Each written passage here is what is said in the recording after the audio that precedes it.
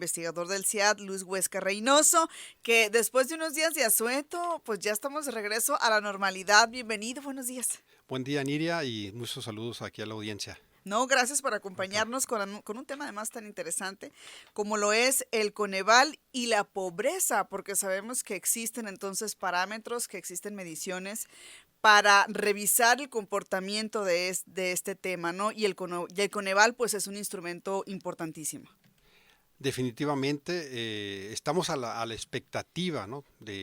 No nomás en la academia, ¿no? También la gente interesada en el público que quiere saber cómo va la actividad de mejora del nivel de vida de las familias mexicanas, de los mexicanos.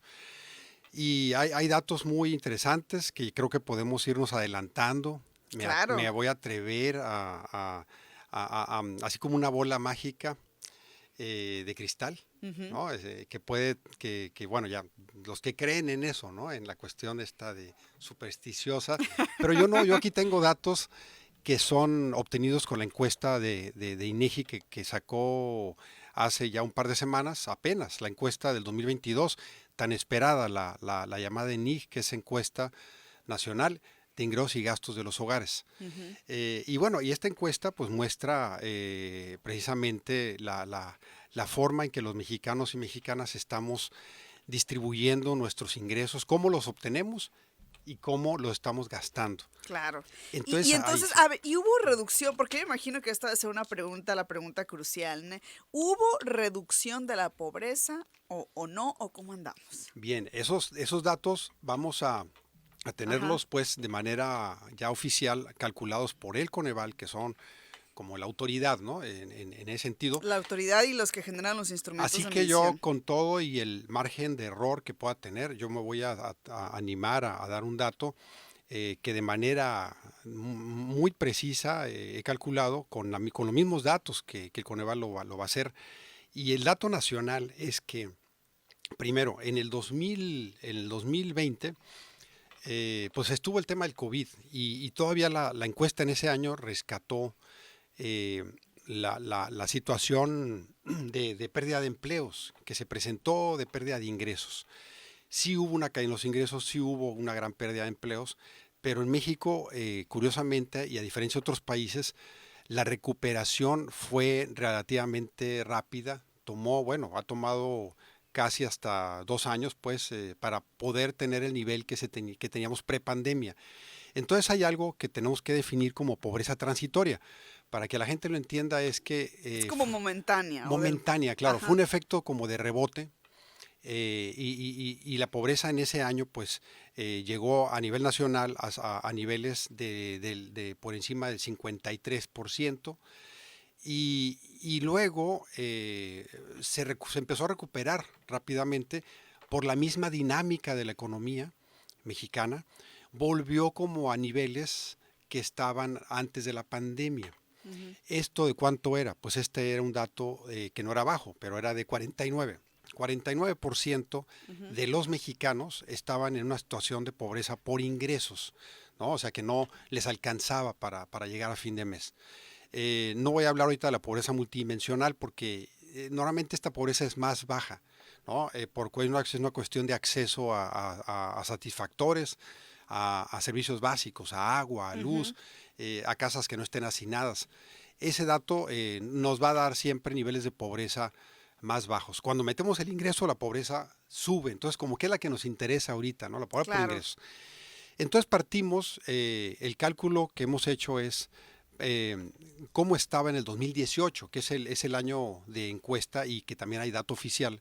Porque se hace cada 2 años, me decía ahorita, ¿no? Así es, efectivamente. Entonces hablamos de este nivel de 49% Ajá. y se espera que la pobreza para el dato que estaría dándonos ya cerca con Eval, vamos a ver si latinamos, va a andar en 45.2%, aproximadamente 45%. Esto quiere decir que comparando antes de COVID, Con después de. para hacerlo comparable y después de COVID, la pobreza estaría reduciéndose en alrededor de 4 puntos. Ok, hay Cuatro reducción puntos. entonces. Hay reducción en pobreza, se va a presentar una reducción en pobreza, es lo esperado. Y ¿Y qué ha contribuido con esto después de la pandemia? Es decir, ¿cuáles han sido los factores que han podido contribuir a esta disminución? definitivamente también, muy buena pregunta. Parece que nos pusimos de acuerdo. Bien, pues resulta que ahí está en juego un tema muy importante que son las remesas, pero también la política social del gobierno federal. No hay que hacerla a un lado, ha sido muy importante. Y también me di a la tarea de elaborar un ejercicio en el que, como si no hubieran estado las remesas.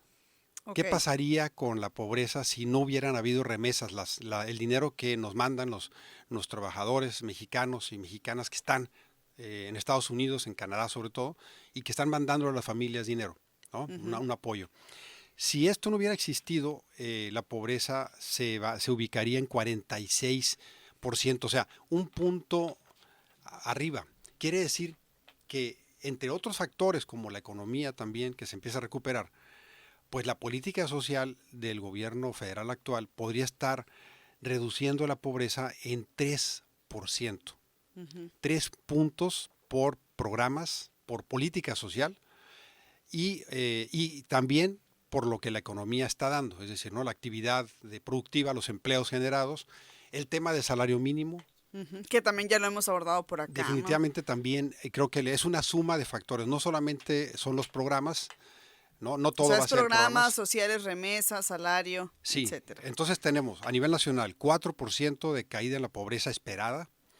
Ujú. Vamos a ver qué dice Coneval, está muy interesante, ¿no? Para el 15 de agosto se esperan los resultados y de ese 4%, retomo que el cálculo que yo he elaborado personalmente, 1% es por remesas y el otro 3% es pues por programas y por la política salarial del tema del salario mínimo y por la dinámica económica, ¿no? Lo que haya Ujú. venido de crecimiento, porque sí también otro factor muy importante es que los ingresos de los de abajo es un año muy peculiar porque los datos de la encuesta están diciendo que crecieron 17% en términos reales, Ujú. mucho más de lo que crecieron los ingresos de la clase media o la clase alta, los ricos, los cuales crecieron de un rango del 2 al 8%, según la encuesta, ¿no? Ujú. Entonces son datos muy reveladores. Claro. Sonora, ¿cómo ¿Cómo anda estamos Sonora? Sonora a nivel nacional también es importante, ¿no? El En dato estos que nos deja comparativos. Sonora igual, insisto, el año del COVID es un año atípico que puede sesgar el análisis, Que hubo pobreza transitoria, ya nos explicó, entonces, pobreza transitoria. por eso no se utiliza para comparar, ¿no? Eso es Claro, importante, ¿no? claro. Bueno, aquí pareciera que el efecto de recuperación se está dando más rápido. En Sonora. En Ujú. Sonora, claro. La Ujú. pobreza del año pre-COVID, digamos, antes de COVID, era de 35,6,8%. Es decir, casi 36% de los sonorenses estaban en condición de pobreza por ingresos. Esto es, pues casi 4 de cada 10, ¿no? Vamos a redondearlo al alza. Ujú. 3,8 personas, casi 4 de cada 10 tenían problemas de ingresos. ¿Cuánto estará en el 2022? Ujú. Repito el dato, 36, 36%, Ok. 36, casi 37. Pues en el 2022 estaríamos hablando de alrededor de un 32%. Ok. Y en la 32%. escala, en la lista, ¿cómo aparecemos ahí? ¿Cómo andamos? Ah, bueno, el dato de todos los estados no lo calculé, Ah, no bueno, lo traigo, pero para la pero no, próxima será claro, un buen tema, ¿no? También para pero ver. pensemos en que el dato pues Ajá. es de un nivel de cercano al 36%. Ujú. Estaríamos Perfecto. ubicándonos en un 30, o sea, podría decirse que en Sonora estaría bajando 6 puntos la pobreza, un poco más que a nivel Claro. nacional. O sea, más, es Esos importante la son los diferencia. datos, yo creo que son reveladores. Sí, claro. Y Hay, sobre hay- todo creo que son optimistas y que también son datos positivos, ¿no? claro, Que si esa es la tendencia, pues eso es muy favorable. y algo para finalizar es, Sí. ¿dónde hay más impacto? ¿En las zonas rurales o en las urbanas, por ejemplo? A nivel nacional, primeramente podemos tener el dato para las zonas urbanas, pareciera que el efecto va a ser más claro, más fuerte. Las caídas en las zonas urbanas en pobreza pueden darse en un rango que van del 4 al 8%. En las zonas rurales, a nivel nacional, las caídas van a ser menores, de alrededor del 3%. Entonces se promedia, porque ya Ujú, hay más gente viviendo en zonas urbanas que en rurales en México. Ya hubo una transición demográfica, ya, entonces hay que claro, promediar, pero sí, en Sonora bien, también pasa lo mismo. Las sí. caídas se esperan que sean más en las zonas urbanas que en las rurales. Muy bien, pues ahí están entonces los datos y le agradecemos como siempre y como cada jueves que nos acompañe por acá en cabina al doctor en economía e investigador del CIAD, Luis Huesca Reynoso, en esta ocasión con el tema tan importante de la pobreza, el Coneval y demás. Muchísimas gracias, doctor. Muy A ti, amable. Lidia, y saludos a la audiencia.